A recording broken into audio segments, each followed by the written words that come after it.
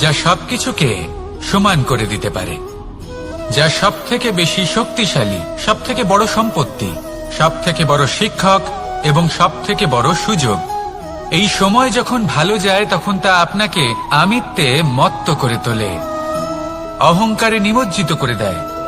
আর যখন খারাপ হয় তখন দুঃখের সাগরে নিজের প্রতি ঘৃণাবোধে নিমজ্জিত করে। তাই এই সময়ে যা এত শক্তিশালী এক সম্পত্তি, এত মহান একটি ধন, তাকে এমনি এমনি নষ্ট হতে দেবেন না। এই সময়ের সাথে কি করবেন, কিভাবে করবেন তা ভাবতে গিয়ে এবং করতে গিয়ে সময় নষ্ট করবেন না। যদি আপনি এই সময় নষ্ট করেন তাহলে সময়ও নিশ্চিত করবে যে আপনার সাথে কি করা উচিত। তাই সময়ের সদ্ব্যবহার করুন আর আমার সাথে ভালোবেসে বলুন, রাধা রাধা। আপনারা সবাই একটা গাছের পাতাকে দেখুন। যতক্ষণ পর্যন্ত গাছের সাথে, মানে গাছের ডালের সাথে জুড়ে থাকে, সে সবুজ থাকে, বাতাসের সাথে সে নড়তে থাকে। যতক্ষণ পর্যন্ত ও সূর্য থেকে পাওয়া রশ্মির শক্তি গাছে পৌঁছে দেয় ততক্ষণ ও ডালের সাথে যুক্ত থাকে। কিন্তু যখন সেই পাতা শুকিয়ে যায় তখন তার কোনো গুরুত্ব থাকে না। সেই পাতা গাছের ডালে এবং বৃক্ষের কাছে বোঝা হয়ে থেকে যায়। এবং এমন এক সময় আসে যখন সেই ডালটি শুকনো সেই পাতাকে পরিত্যাগ করে। এটাই আমরা এই প্রকৃতিতে দেখি এবং এটাই হলো সত্য। আর এটাই আমাদের জীবনে খুব বড় একটা শিক্ষা। যদি আপনিও নিজের জীবনে নিজের আপনজনদের কাছে বোঝা স্বরূপ হয়ে দাঁড়ান, তাহলে তারা আপনাকে যতই ভালোবাসুক না কেন, ওনারা যদি নাও চান তাহলেও এমন এক দিন আসবে যখন আপনার আপনজন আপনাকে পরিত্যাগ করবে। সেই জন্য সবসময় আত্মনির্ভর হয়ে ওঠার চেষ্টা করুন, নিরন্তর পরিশ্রম করতে থাকুন, কারোর ওপর বোঝা হয়ে থাকবেন না, বরং তার সাথে মিলে দায়িত্ব পালন করুন। এমনটা করবেন তাহলে আপনার সম্মানও বজায় থাকবে এবং সম্পর্কের মধ্যে আপনার মূল্যও বজায় থাকবে। আসুন আর আমার সাথে ভালোবেসে বলুন, রাধা রাধা। জীবনে সাফল্য লাভ করতে হলে মানুষকে উচিত পথে চলতে হবে, কিন্তু তার থেকেও বেশি গুরুত্বপূর্ণ হলো এটা বোঝা যে সেই পথে চলতে চলতে কখন আমাদের দাঁড়াতে হবে আর কখন আমাদের চলতে হবে। এই শিক্ষা অত্যন্ত গুরুত্বপূর্ণ। এবার দেখুন, ছোট্ট একটা কথা রয়েছে, ওকে আটকিও না, যেতে দাও। এই বাক্যের অর্থ কি? অর্থ যে কাউকে আটকিও না, যে এগোতে চাইছে তাকে এগোতে দাও, তার পথে বাধা সৃষ্টি করো না। এবার এই ছোট কথাতে এক অনুচিত স্থানে আমি দাঁড়িয়ে পড়ি। আটকাও, যেতে দিও না। এবার এর অর্থ কি হলো? যে এই ব্যক্তিকে আটকাও, তাকে জীবনে এগোতে দিও না, এর পথে বাধা সৃষ্টি করো। এবার এই ছোট কথাতে অনুচিত স্থানে যদি আমি আটকে যাই, তবে ভাবো কত পার্থক্য হলো। এই শিক্ষা কতটা গুরুত্বপূর্ণ সেটা শিখুন। আর এই শিক্ষা আমাদের জীবনে কতটা গুরুত্বপূর্ণ হতে পারে সেইটা বুঝুন। বুঝে যান, শিখে যান জীবনে কখন সামনে এগোতে হবে আর কখন থামতে হবে। মন প্রসন্ন হয়ে বলবে, রাধা রাধা। কথায় আছে যে স্বপ্ন এবং লক্ষ্য হলো একটি মুদ্রারই দুটি দিক।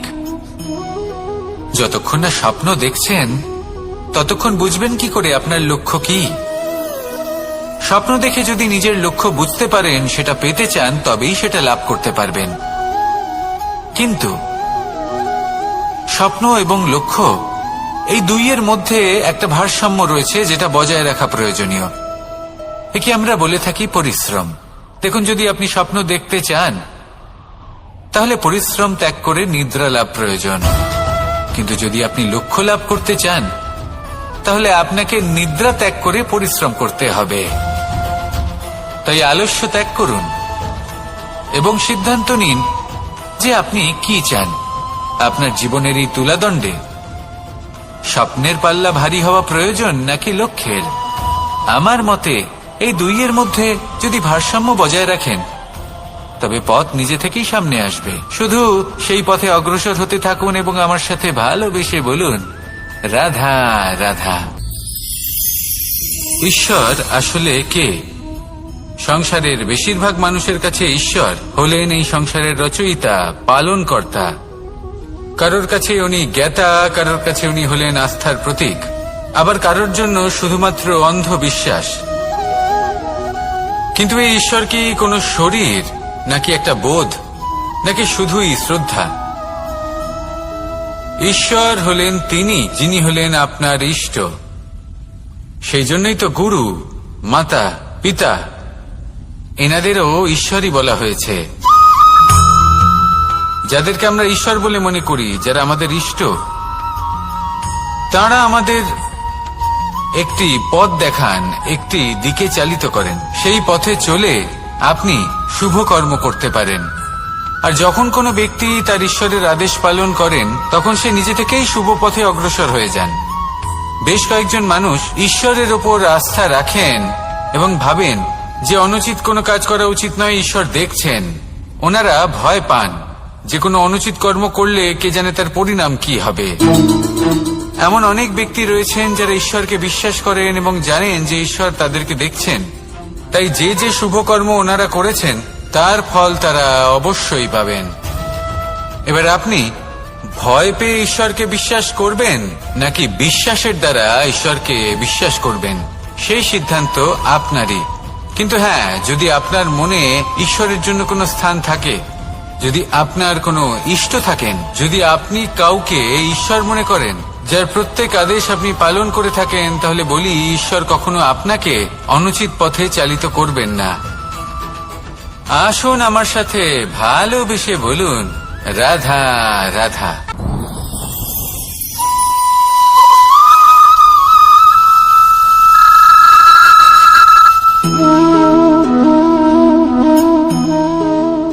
মোহনের বাঁশির এই সুর, এই সঙ্গীত কার না পছন্দ হয়?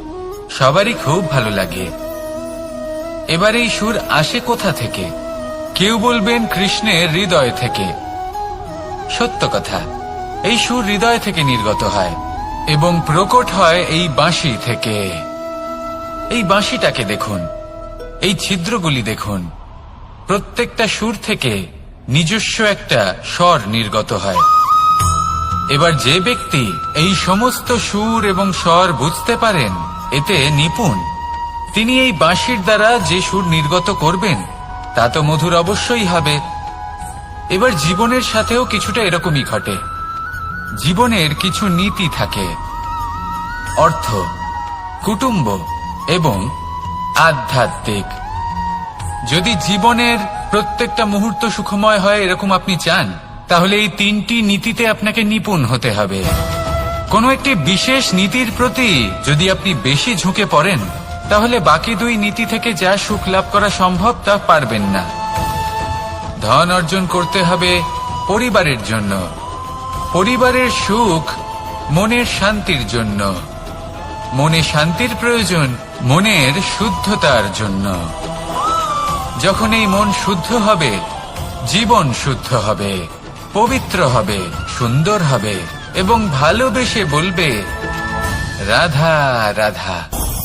আমি রথে যাত্রা করি, তাতে বারবার পথে থামি আর দেখি যে আমি অনুচিত দিকে যাচ্ছি না তো, আমি উচিত পথেই যাচ্ছি তো।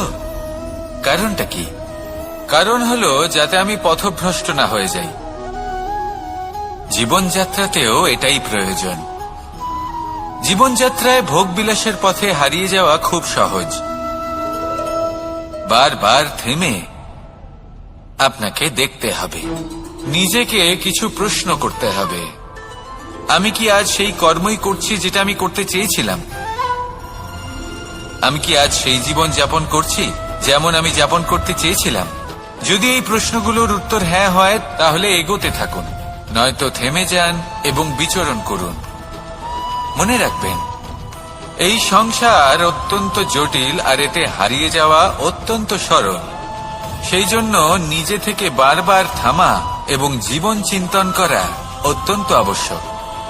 তাহলে সেটাই করুন আর আমার সাথে ভালোবেসে বলুন, রাধা রাধা।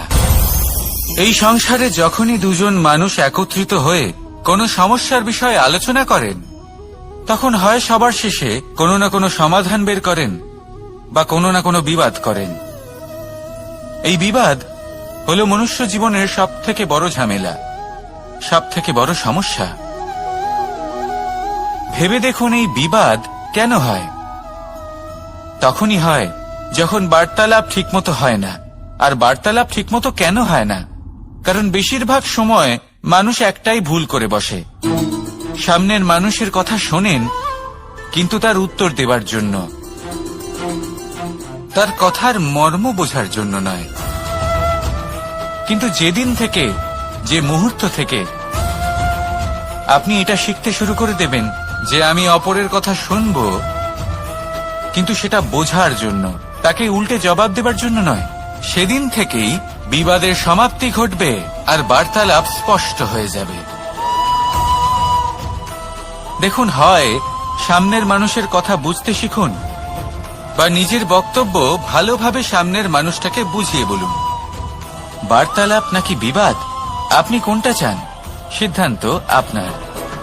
আসুন আর আমার সাথে ভালোবেসে বলুন, রাধা রাধা। কাম তৃতীয় পুরুষার্থ। এবার অধিকাংশ মানুষই কাম বলতে বিলাসিতা, বাসনা, লালসা মনে করে ফেলে। আসলে এমন কিছুই নয়। কামের বাস্তবিক অর্থ কি? কামের বাস্তবিক অর্থ হল কামনা। প্রতিটা ব্যক্তি, প্রতিটা মানুষ, প্রতিটা জীব এই সংসারে কোনো না কোনো বিশেষ কারণে আসে। সেই কারণকে পূর্ণ করার জন্য কর্ম করাকে কাম বলে। এখন সেটা সবার জন্য ভিন্ন হতে পারে। কারোর কাছে সেটা জ্ঞান অর্জন করা হতে পারে, আবার কারোর কাছে নির্মাণ করা হতে পারে। কারোর জন্য পরিবারকে সঞ্চালন করা হতে পারে, আবার কারোর জন্য এই সংসার থেকে পাপ দূর করা হতে পারে। কিন্তু সবথেকে গুরুত্বপূর্ণ হলো যে মানুষ যেন নিজের কর্ম ঠিক করে করে, সম্পূর্ণ যত্ন নিয়ে করে। তৃতীয় পুরুষার্থ মানে এই কাম। এটার অনুচিত অর্থ নিজেকে বোঝানো মানেই সমগ্র জীবনকে অর্থহীন করে দেওয়া। তাই প্রেম দ্বারা আপনার এই সংসারে আসার কারণটাকে অনুসন্ধান করুন, আর এই প্রেমের সাথেই বলুন, রাধা রাধা। প্রেম আড়াই অক্ষর, মাত্র আড়াই অক্ষরের এই শব্দ প্রেম, এর মধ্যে ত্রিলোকের এবং সমগ্র ব্রহ্মাণ্ডের বীজ নিহিত আছে। এমন কি আছে যা এই প্রেম করতে পারে না? যেখানে শক্তি এবং বিদ্যা প্রয়োগ করে আপনি কিছুই করতে পারবেন না, সেটাও প্রেম দ্বারা অর্জন করা সম্ভব। প্রেম চাইলে পাথরেও ফুল ফোটাতে পারে। প্রেম চাইলে ন্যাড়া পাহাড়ের বুক চিরে নদীপথ তৈরি করতে পারে। চাইলে নিরক্ষর ব্যক্তিকে সংসারের শ্রেষ্ঠ জ্ঞানী করে তুলতে পারে। শুধুমাত্র এই প্রেমের জন্য সবার দুষ্টু কানাই ঘনশ্যাম হয়ে উঠেছিল। শুধুমাত্র এই প্রেমের টানেই ত্রিলোকের স্বামী দ্বারকাধীশ নির্ধন সুদামার পদসেবাও করেছিলেন। এই প্রেম হলো সংসারের সবথেকে বড় শক্তি। এই সংসারের আধার হলো প্রেম। এমন কিচ্ছু নেই যা এই প্রেমের পক্ষে সম্ভব নয়। যেখানে বিদ্যা এবং শক্তি সাহায্য করতে পারে না, সেখানে এই প্রেম আপনাকে জয়ী করে দিতে পারে। তাহলে আসুন আর আমার সাথে ভালোবেসে বলুন, রাধা রাধা। আমরা যখনই কোনো যাত্রায় যাব বলে মনে করি, তখনই আমরা প্রস্তুত থাকি আসন্ন বিপদের জন্য বা সংকটের জন্য। যেমন যদি আমাদের মনে হয় যে আজকের পরিবেশ খুব ঠান্ডা হবে, তাহলে আমরা গরম বস্ত্র ধারণ করি বা সেটাকে সাথে নিয়ে যাই। যদি মনে হয় যে বৃষ্টি হতে পারে বা বৃষ্টি হয়ে চলেছে, আমরা দেখছি, তাহলে আমরা একটা ছাতা সাথে নিয়ে নিই। আমরা প্রস্তুত থাকতে চাই এবং এটাই উচিত, এবং সেই কারণেই আমরা যাত্রায় সাফল্য লাভ করি।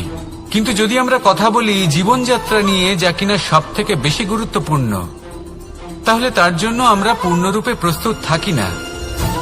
আশেপাশের মানুষ, এই সমাজ, আমাদের সাথী, আমাদের মিত্ররা যে কোনো মুহূর্তে বদলে যেতে পারেন। সেই জন্য আমরা নিজেদেরকে কখনো সাবধান করি না, কখনোই নিজেদের প্রস্তুত করি না। আমাদের এটা কখনোই মনে হয় না যে এরকম হতে পারে, আর সেই কারণেই শেষে গিয়ে আমরা অত্যন্ত দুঃখ পাই। একটা অমূল্য শিক্ষা আছে যেটা আমাদের লাভ করা উচিত। সতর্ক থাকা উচিত। এই জীবনযাত্রার জন্য শুধুমাত্র এই পরিবেশের বিষয়ে তথ্য সংগ্রহ করা বা তাকে অনুমান করা এটুকু হলেই চলবে না। আমাদের আশেপাশের মানুষজনকে দেখতে হবে, তাদের স্বভাব পরিস্থিতির ওপর নজর রাখতে হবে। যখন তারা রং পাল্টাচ্ছেন নজর রাখতে হবে, তা অত্যন্ত আবশ্যক। পরিবর্তন আপনার জীবনে অবশ্যম্ভাবী। সঠিকভাবে তার সম্মুখীন হন। আসুন আমার সাথে ভালোবেসে বলুন, রাধা রাধা। আপনি এটা শুনে থাকবেন যে ছোট্ট একটা বালক, সে ঈশ্বরের প্রতিরূপ হয়। কিন্তু এমন কেন বলা হয় তা কি আপনি কখনো ভেবে দেখেছেন? আমি আপনাকে বলছি। কোন একটা ছোট্ট বালককে দেখুন, সে কি করে? সকলকে সমান চোখে দেখে।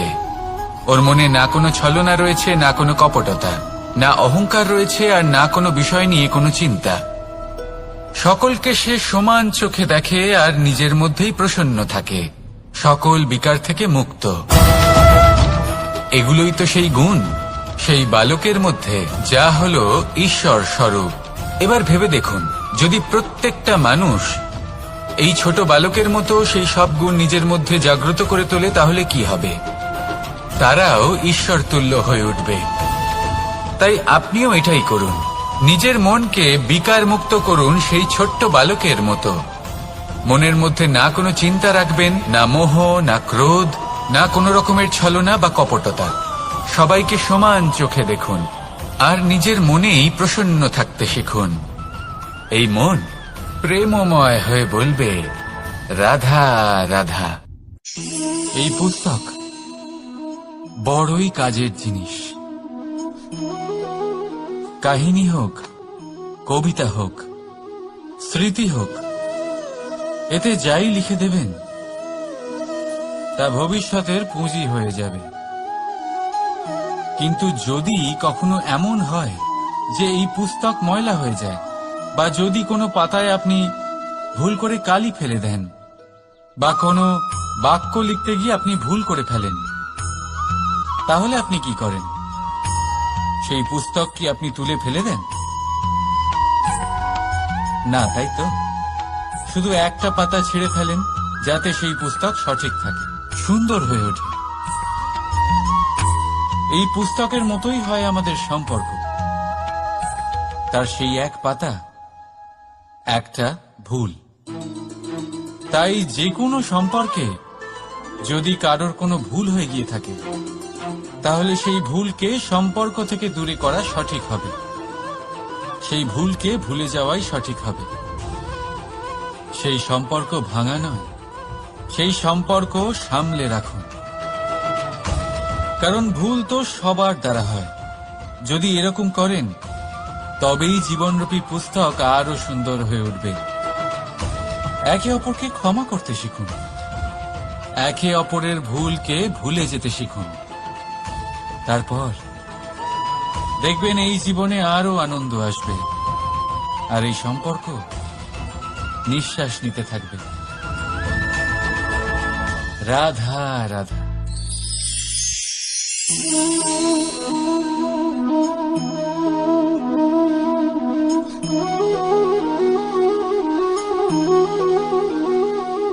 আমার এই ছায়া দেখতে পাচ্ছেন আপনি? প্রকাশের স্রোত যখন মধুর আর দূরে থাকে, তখন এই ছায়া লম্বা হয়ে যায়। কিন্তু যেই প্রকাশের স্রোত মাথার উপরে চলে আসে, এই ছায়ার আকার ক্রমশ ছোট হতে থাকে, আর অন্ধকারে তো এই ছায়া বিলুপ্ত হয়ে যায়। কিছুটা এরকমই হয় আমাদের অহংকার। সুখের আগমন হলে, বৈভবের উপলব্ধিতে এটা বাড়তে থাকে। কিন্তু যেই সংকটের তাপ বেড়ে ওঠে, অহংকার ছোট হতে থাকে। আর যখন সংকটের এই অন্ধকার আমাদের চারিদিক থেকে ঘিরে ধরে, তখন এই অহংকার আমাদের ছায়ার মতোই বিলুপ্ত হয়ে যায়। তাই সেই কারণে আপনার আর কেউ নয়, এই আত্মসম্মান নয়, এ হলো অহংকার। আর অহংকার আর কিছুই নয়, শুধু পতনের দিকে প্রথম পদক্ষেপ। আর এই জীবনে পতনের দিকে নয়, প্রেমের দিকে এগিয়ে যান। আর আমার সাথে ভালোবেসে বলুন, রাধা রাধা। আপনি কি কখনো ফলে ফুলে পরিপূর্ণ বৃক্ষ দেখেছেন? তার ডালগুলো কিরকম স্বাধীনভাবে বেড়ে ওঠে, কিন্তু যদি এই ডালগুলো মূলের সাথে ঠিকভাবে যুক্ত না থাকে, সেই বৃক্ষের মূলগুলি গভীর না হয়, তাহলে কি হবে? তাহলে কি সে সেই সব সুবিধা পাবে? কখনোই নয়। সেই বৃক্ষের ডাল পড়ে যাবে, সেই বৃক্ষ ভূমিষ্ঠ হয়ে যাবে। ঠিক সেইভাবেই চিন্তা ভাবনার স্বাধীনতার আনন্দ আপনি তখনই আস্বাদন করবেন যখন আপনার শিক্ষা গভীর হবে। তাই স্বাধীন থাকুন দৃষ্টিভঙ্গিতে, কিন্তু যুক্ত থাকুন শিক্ষার সাথে। রাধা রাধা। সমাজ, আমরা এই সমাজে বাস করি, আর বহুবার একটা গুরুত্বপূর্ণ কথা ভুলে যাই। এই সমাজ আমরা সকলে মিলে তৈরি করি। সমস্ত সময় কাটিয়ে দিই এইটা ভাবতে ভাবতে যে এই সমাজ কি ভাববে, আমার কি করা উচিত, আমার কি ভাবা উচিত, কি পড়া উচিত, কোনটা সঠিক কোনটা ভুল। যদি আমি এটা করি তাহলে কয়েকজনের এটা মনে হবে না তো যে আমি খারাপ, যখন আমি তা নই। মনে ভয় উৎপন্ন হয় সেই কয়েকজন মানুষের জন্য। তার কারণ হলো আমরা আমাদের মনের কথা শুনতে পাই না, না শুনতে পারি, না বলতে পারি, আর না করতে পারি। সেই কয়েকজন মানুষের ভয় আমরা খারাপের বিরোধিতা করা ছেড়ে দিই। কিন্তু কখনো নিজেকে জিজ্ঞেস করুন, শেষ পর্যন্ত কারা এই কয়েকজন মানুষ?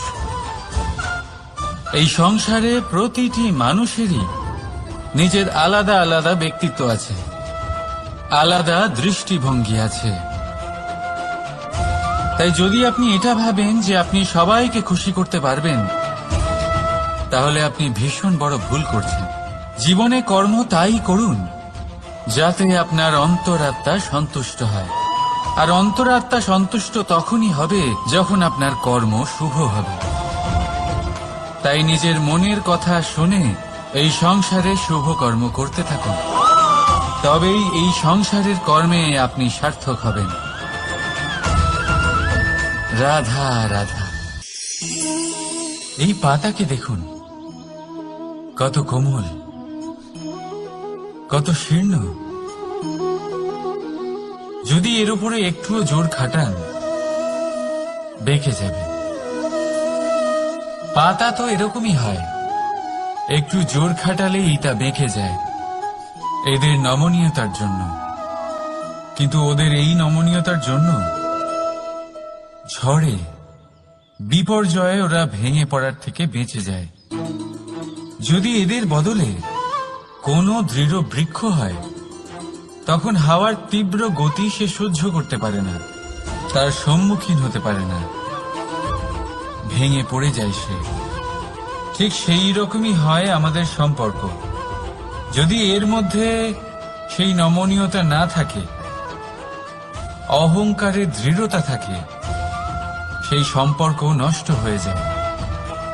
তাই আনুন এই নমনীয়তা আপনার সম্পর্কে, যাতে কাল যদি কোনো সমস্যা এসে দাঁড়ায়, এই সম্পর্ক যেন না ভেঙে যায়। একবার ওই আকাশের দিকে তাকান, সূর্য চন্দ্রকে দেখে নত হয়ে যায়। আর আমরা তো সাধারণ মানুষ, তাই সম্পর্ক নিচু করবেন না, সম্পর্কের সামনে নত হতে শিখুন। রাধা রাধা। প্রেম, আমরা সকলে প্রেম করি, প্রেম পাওয়ার চেষ্টা করতে থাকি। আর এমনও অনেক মানুষ আছেন যারা প্রেম অর্জন করেও ফেলেন, কিন্তু সেখান থেকে শুরু হয় এক নতুন অধ্যায়। আচমকা দুই প্রেমীর কিছু অনুচিত বলে মনে হতে থাকে। আচমকা দুজনে নিজেদের অস্তিত্ব নিয়ে বিচলিত হতে থাকেন। এবার এমন হলে কি করা? আর এই হলো চুন।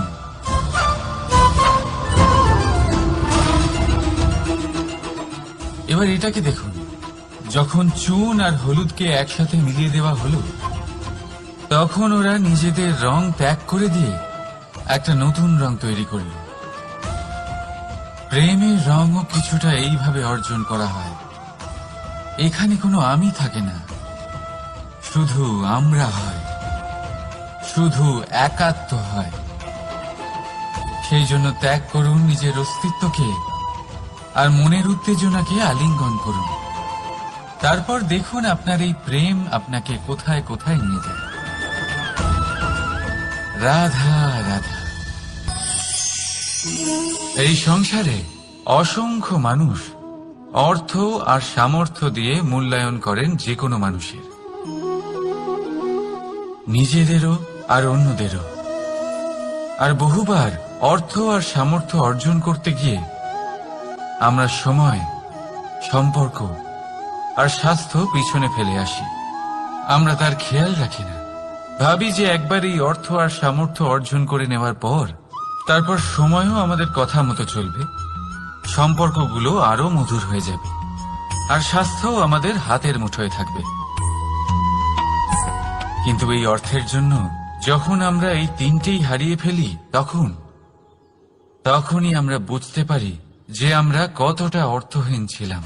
আর তারপরে সংসারের সমস্ত অর্থ সংগ্রহ করে নেওয়ার পরেও আপনি আপনার ফেলে আসা সময় কখনোই ফেরত পাবেন না, না সেই সম্পর্ক আর না সেই স্বাস্থ্য। সেই জন্য এই তিনটির মূল্যই বুঝে নিতে শিখুন অনেক দেরি হয়ে যাওয়ার পূর্বে।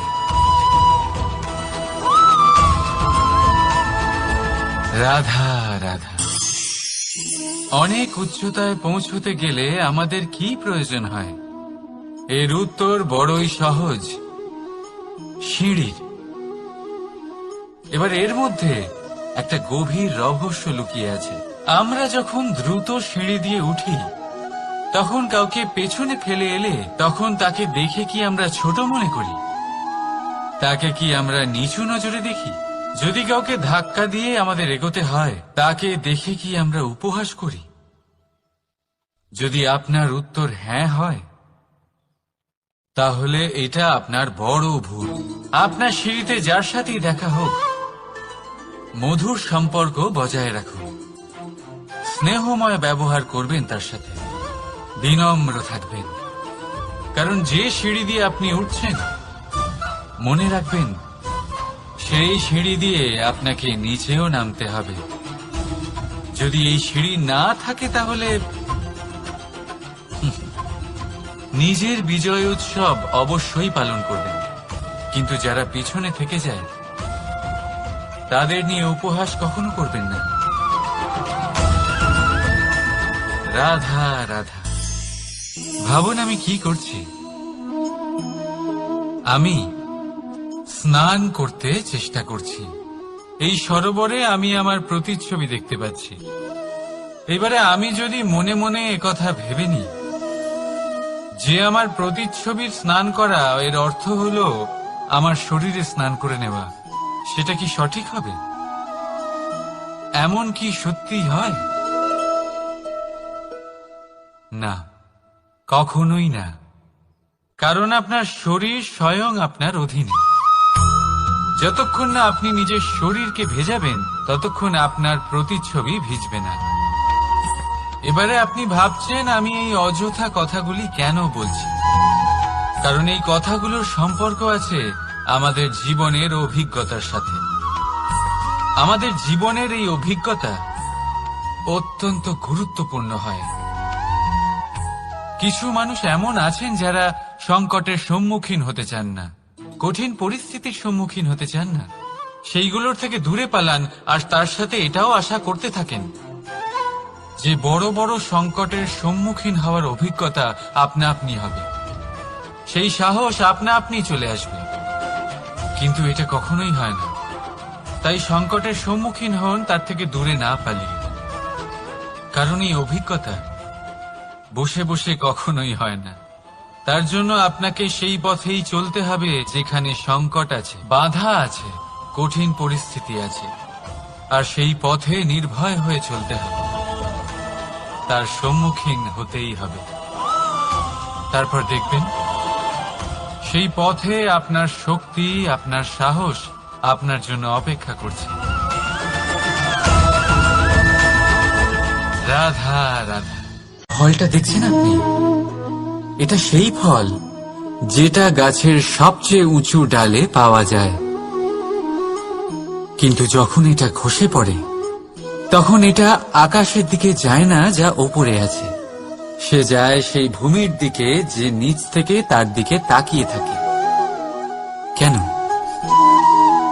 কারণ এই ফলের নিজের উচ্চতার ধারণা মাটির থেকে নিজের দূরত্ব দেখে হয়। এই ব্যাপারটাই আমাদের মানুষের জন্যও খাটে।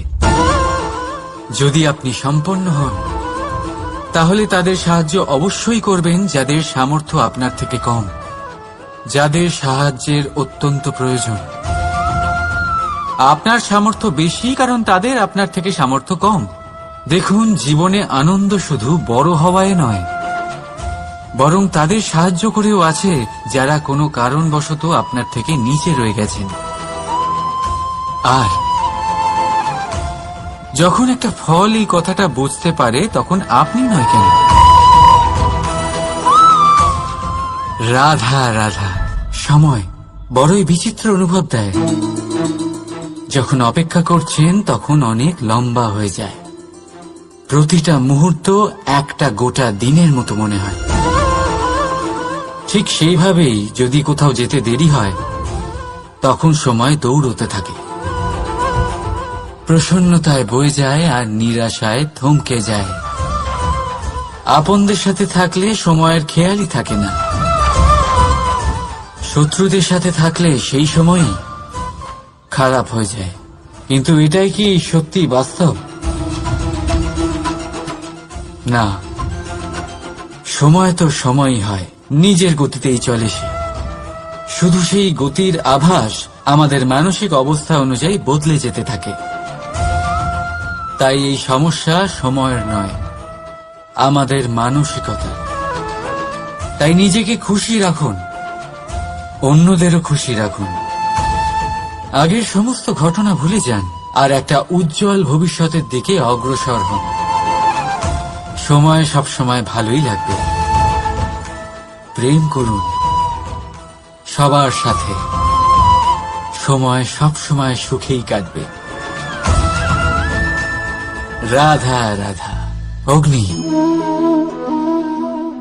জীবনে খুব মহত্বপূর্ণ হয়। এই অগ্নি উজ্জ্বলতা হয়ে আমাদের জীবিত রাখে। কিন্তু ভাবুন, যদি এই উজ্জ্বলতা ক্রোধের অগ্নি হয়ে দিকভ্রষ্ট হয় তাহলে কি হবে? একটা ছোট পাতা দিয়ে শুরু করে গোটা বনকে ছারখার করে দিতে পারে। ঠিক সেরকমই মানুষের ক্রোধের আগুনও অন্যদের তো ভস্ম করেই, কিন্তু তার পূর্বে স্বয়ং নিজেকেই ভস্ম করে দেয়। তাহলে কি করা যায়? কি করে নিয়ন্ত্রণ করা যায় তাকে? উত্তর হলো তাতে জল ঢেলে দিয়ে, জলের মতো বইতে দিন একে। ঠিক সেইভাবে যেমন সূর্য নিজের অগ্নিকে তেজ বানিয়ে আপনার কাছে পৌঁছে দেয়। এটাই পার্থক্য সূর্যের অগ্নি আর ক্রোধের অগ্নির মধ্যে।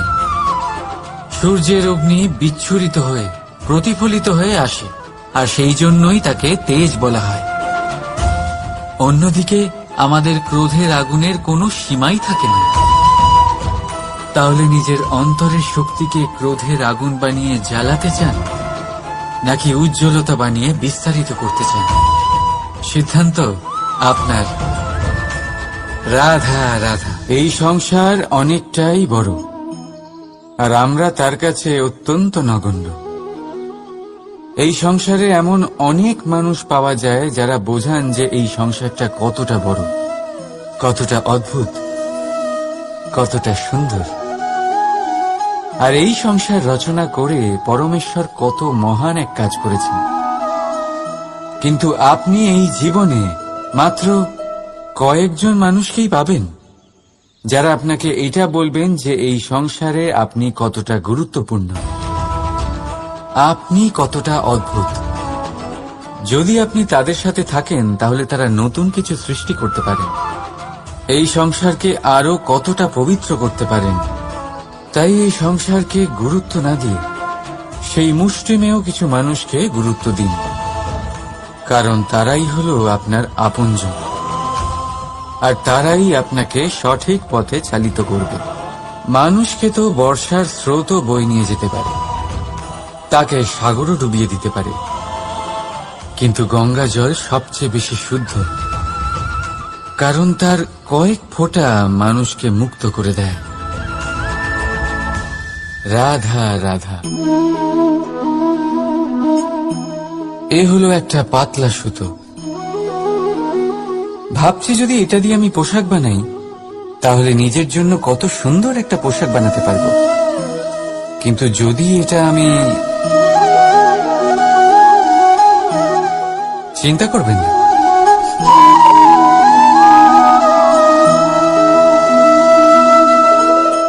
দেখুন এই সুতো জোড়া লেগে গেল। শুধু পার্থক্য হচ্ছে এটাই যে আগের মতো এটা আর সরল নেই, আর এটার দৈর্ঘ্য আগের থেকে কিছুটা কমে গেছে।